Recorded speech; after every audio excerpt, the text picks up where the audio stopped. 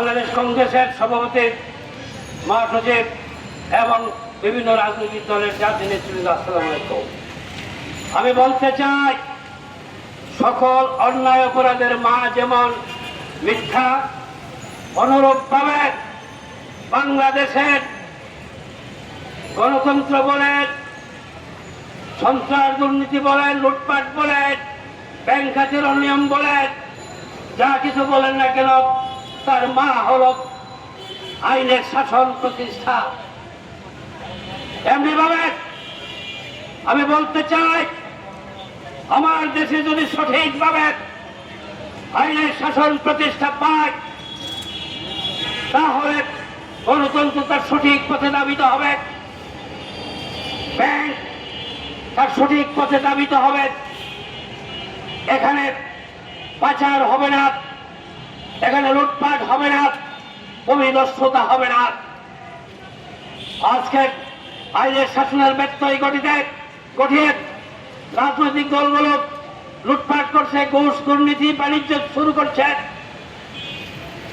ব্যাংকের টাকা লুটপাট করছে, অনিয়ম করে যে শিল্পপতিরা তার হাতে তুলে দিয়েছে, এই টাকা সঙ্গতভাবে পাচার হবে। এসব শেখ হাসিনার সিগনেচারে ৮০,০০০ কোটি টাকা ব্যাংক থেকে উঠিয়েছিলেন, ব্যাংক সহ অন্যান্য ব্যাংক থেকে উঠিয়ে এই টাকা সমুদয় পাচার করেছে, দেশে কোনো বিনিয়োগ করে নাই। সবকিছু হয়েছে আইনের শাসন না থাকার কারণে। আমি আরো বলতে চাই, সুস্থ রাজনীতির বলিষ্ঠ অর্থনীতির জন্ম দেয়। আজকে আমাদের দেশে সুস্থ রাজনীতি নাই, সুস্থ রাজনীতি নাই, যার কারণে আমাদের দেশে দারিদ্র বেকারত্ব আজকে বেড়েই চলছে। শিল্পায়ন হচ্ছে না, কৃষির উৎপাদন হচ্ছে না। আমার বাসা মিলে দর্শন হইল আইনের শাসন এবং মিনিমাম কোড ম্যাক্সিমাম হেলথ। এখানে আমার কোন ইজমের দরকার পড়ে না। চীন রাশিয়া থেকে কোনো বিপ্লব এক্সপোর্ট করতে হয় না। আমার বাংলাদেশের আবহাওয়া, ভৌগোলিক পরিবেশ, ধর্মীয় অনুভূতি, সমকালীন রাজনীতির যে অবস্থা, এর প্রেক্ষিতে আমার দেশে যদি যথাযথভাবে আইনের শাসন প্রতিষ্ঠা পায়, আমি মনে করি এখানে ৯০ সমাজবাদ, সমাজতন্ত্র যাই কিছু বলুন না কেন, এইগুলো আপনি ভাবে আদায় হয়ে যায়, চলে আসে।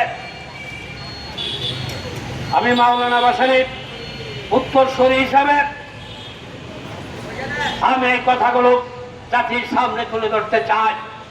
এই জন্যই জুলাই সনদ, এই জন্যই গণরাজ, এটা 111 মূল মন্ত্র ছিল, বক্তব্য ছিল। এটা মুক্তিযুদ্ধের চেতনার মূল মন্ত্র, বক্তব্য ছিল। কাজী মুক্তিযুদ্ধের চেতনা, জুলাই বিপ্লবের চেতনাকে একীভূত করে আজকের বাস্তবতায় যদি আইনের শাসন প্রতিষ্ঠা করতে পারি, এই ব্যাংলোর পাচার আপনি ভাবে চলে আসবে। আমরা বিদেশ থেকে যারা পাচারকারী তাদেরকে ধরতে পারবো। দেশের ভিতরে যারা পাচারকারী, দেশে বিনিয়োগ না করে বিদেশে পাচার করছেন, আমরা তাদেরকে ধরতে পারবো। আমরা এক্সপোর্ট না বাড়িয়ে আমরা ইনপুটের উপর নির্ভরশীল। তার একটি কারণ, দুর্বৃত্তায়ন যে অর্থনীতি, রাজনীতি, সেগুলো আমাদের রাজনীতিতে আজকে চেপে বসেছেন, এগুলো আজকে নির্মূল করতে হবে। আমার দেশে আমি দেখেছি হাউজিং অর্থনীতি এবং সেই